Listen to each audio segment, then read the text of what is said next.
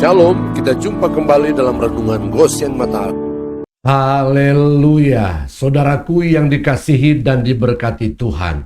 Renungan pagi hari ini bertema menyembah Bapa dalam roh dan kebenaran. Bacaan firman terambil dari Yohanes pasal 4 ayat 23 dan 24.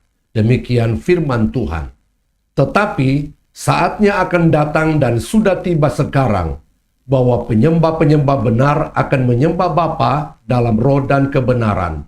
Sebab Bapa mengendaki penyembah-penyembah demikian. Allah itu roh, dan barang siapa menyembah Dia, harus menyembahnya dalam roh dan kebenaran. Sejak kejatuhan manusia dalam dosa, maka hanya bangsa Yahudilah yang dipilih dan diperkenan untuk menyembah Allah Elohim.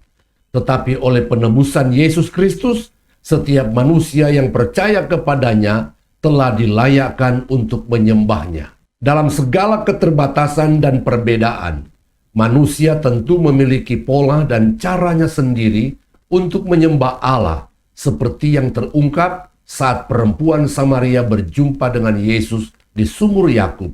Tercatat dalam Yohanes pasal 4 ayat 10, nenek moyang kami menyembah di atas gunung ini, tetapi kamu katakan bahwa Yerusalemlah tempat orang menyembah. Tetapi Yesus pun meresponnya dengan memberi jawaban yang sangat luar biasa dan sangat penting, yaitu saatnya akan datang dan sudah tiba sekarang bahwa penyembah-penyembah benar akan menyembah Bapa bukan lagi di Gunung Gerisim dan bukan juga di Yerusalem, tetapi akan menyembah Bapa dalam roh dan kebenaran. Sebab Bapa menghendaki penyembah-penyembah demikian. Tahukah saudara, menyembah Bapa dalam roh dan kebenaran adalah pengajaran baru tentang penyembahan yang diperkenan Bapa yang diajarkan oleh Tuhan Yesus sendiri. Menyembah Bapa dalam roh dan kebenaran adalah penyembahan yang melintasi batas perbedaan Yahudi dan non-Yahudi serta keterbatasan manusia.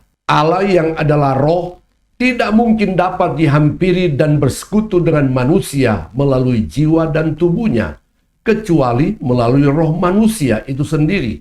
Karena itu, hanya manusialah makhluk yang memiliki roh. Dan supaya manusia dengan rohnya dapat menyembah Allah Bapa yang adalah roh, maka roh anaknya, yaitu Roh Kudus pun dicurahkan dan memenuhi manusia, khususnya anak-anak Allah. Galatia pasal 4 ayat 6. Dan karena kamu adalah anak, maka Allah telah menyuruh roh anaknya ke dalam hati kita yang berseru ya Abba, ya Bapa.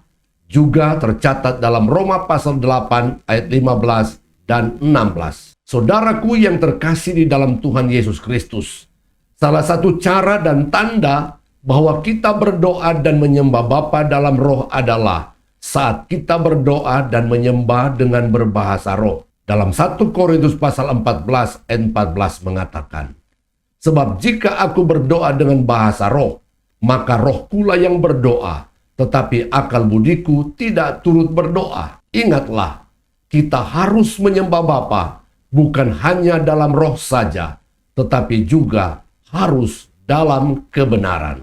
Amin. Tuhan Yesus memberkati.